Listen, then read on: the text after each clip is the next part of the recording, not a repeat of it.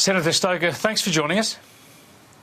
A pleasure. Thanks for having me. First up, when the Prime Minister this afternoon wheeled out his new ministry and his list of junior portfolios, I was looking for your name. You must have been disappointed not to get your start in the front bench. Oh, look, I've only been a member of the team for a very short time, so I'm very happy with my colleagues who have been chosen to be a part of the ministry. There's a bit of history there, a lot of focus on a record number of women in Cabinet. Certainly a number of women got promoted there. Now, you don't like the idea of identity politics, and I suppose the Coalition tends to talk about identity politics less, but nonetheless they're getting across here and creating a bit of history. Look, I think that we should be judging all people on their performance and the content of their character, not based on external attributes they can't control. But that said, there's a high-quality ministry that's been put together, and that includes some really great women. Yeah, as you say, people should be judged on their merits, but the Cabinet and front bench, like the Parliament too, ought to reflect, I suppose, the diversity of the country. So surely you're pleased to see more female in these leadership positions? Yeah, sure, I am. And that's a really good thing, but more importantly, I'm happy that they're all high-quality, high-calibre people who are going to do a great job. In a similar vein, we've now got the first ever Indigenous Minister for Indigenous Affairs. He also happens to be, in Ken Wyatt, the first Indigenous person to become a Cabinet Minister. This, again, is a bit of history, and I find myself torn between the sort of identity politics business of this. Of course, you shouldn't need to be Indigenous to be Indigenous Affairs Minister, but it seems, of course, that Ken Wyatt's had a good career so far as a minister. He deserves the promotion on merit, and it's not a bad bit of history either, is it, for an Indigenous person to actually hold this portfolio? I think Ken will do a great job in the Indigenous Affairs portfolio. He's done a great job as a member for Hasluck. He's done a great job in the difficult portfolio area of aged care. And so this is an excellent elevation. It's important to note that historical element because so many of the big firsts in this country have been on the Liberal National side. And while those who are champions of identity politics on the left like to think they are better for women, better for Indigenous people, all the big firsts happen on our side. Yeah, that is a bit of history that's hard to ignore, isn't it? Now, of course, the point of naming a ministry and getting a new ministry in place is to get cracking as a government. You've been re-elected. In many ways, Scott Morrison's great achievement, of course, has been able to get out in front and campaign and get the government re-elected. Now is the time for him to really shape the character of his government, how it's going to differ from the Turnbull and Abbott administrations that have preceded it. What do you see as the absolutely essential priorities for this re-elected coalition government? Look, delivering on all that we took to the election, and that means ensuring we have a strong economy that's creating greater security for families, that's generating more opportunities and jobs in the private sector for Australians, keeping taxes low. I think they're really important priorities. But I think we should also take away the social message that came out of the election too, and that is to say that Australians have rejected the radically redistributionist plan of Labor, and also they have rejected the radical social agenda that Labor put to the Australian people. What are the elements of what you call a radical social agenda from Labor? Look, I think you could see from Labor during the last parliament an increasing social boldness and a rejection and almost a sneering at people who were either religious or wanted to live according to traditional values.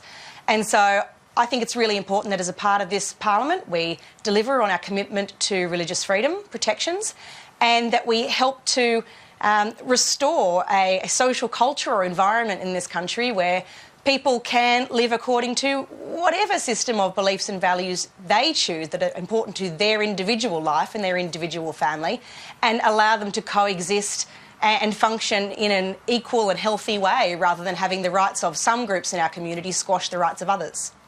Indeed, I suppose when we were just talking about how the history is often made on the coalition side while the, I suppose, posturing comes more loudly from the left of politics. Of course, it was a coalition government that delivered same-sex marriage in the previous term. Now, the religious freedom debates caught up in that. There were promises to guarantee religious freedom in the wake of the same-sex marriage legalisation. Nothing much has happened here, and I think both Bill Shorten and Scott Morrison spoke fairly eloquently about this during the campaign, but pretty difficult legislation to codify, pretty difficult to get it right, but it has to be a priority. Now, a lot of people are suggesting that this religious freedom issue was a bit of a sleeper in the election. Look, you're quite right to say it is a difficult thing to get right. It will take a lot of skill in the drafting, and so I'm pleased to see we have a very capable lawyer in our Attorney General, Christian Porter, who will continue in that role.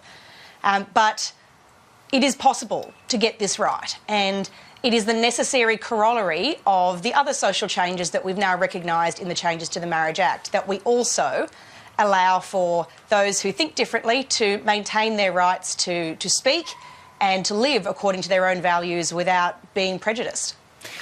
You see, I wonder if another person, a man or a woman who tweeted a passage from the Bible and lost their job as a consequence, I wonder whether there wouldn't be national outrage about that, given I'm obviously making reference to the Israel Folau case. Here's a Christian who tweeted a passage from the Bible and has lost his job, yet so much of the country seems to have taken this in its stride and figures he deserves what he's getting.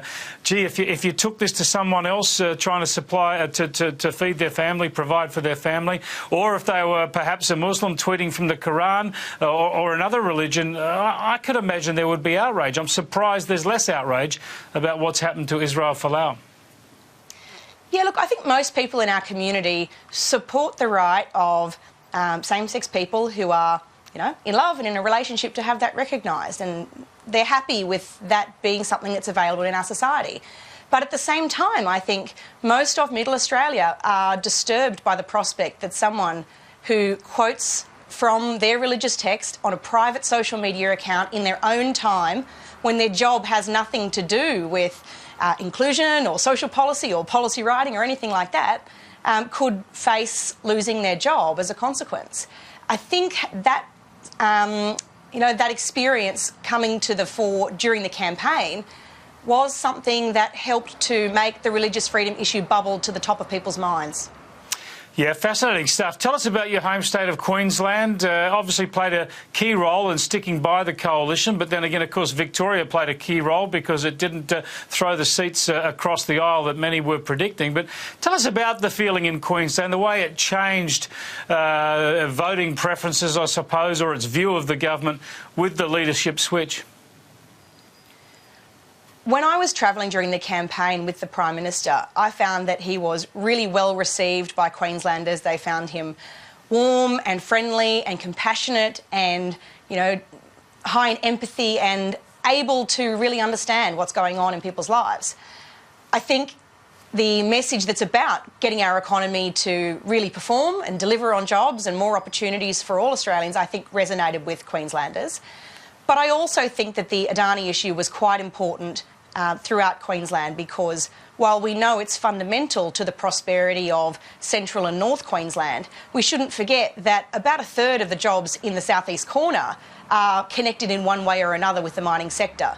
And so to have a Labor leader who was touting a hard green agenda when he was in the southern states and saying something very different when he came to visit us didn't go down well, and I think Queenslanders are pretty cluey and saw straight through it. It seems to have convinced Anastasia Palaszczuk, the Labor Premier in Queensland, that she's all guns blazing now to get the thing going. Isn't it ridiculous? I mean, after years of the Palaszczuk trad government standing in the way of the Adani mine, now all of a sudden she says she's fed up and, something has to happen. Well, that's your job, Premier. Get on with it. Yeah, it's extraordinary stuff. And now finally, Arthur Sinodinos and Mitch Fifield, both off to diplomatic postings should everything fall into place. But the Prime Minister's been very open about these appointments. This will attract more criticism of jobs for the boys. Oh, look, they're both highly qualified people who have a deep understanding of the way policymaking in Australia works and how that relates to our place in the world. I think both gentlemen are really well qualified for the job and will do a really stellar effort on our behalf. Yeah, we'll see. I do recall Arthur Sinodinos actually being touted for the US job before he even went into politics, so it's not as if he's not qualified for that. Thanks very much for joining us, Amanda Stoker. Really appreciate your time. Thanks very much, Chris.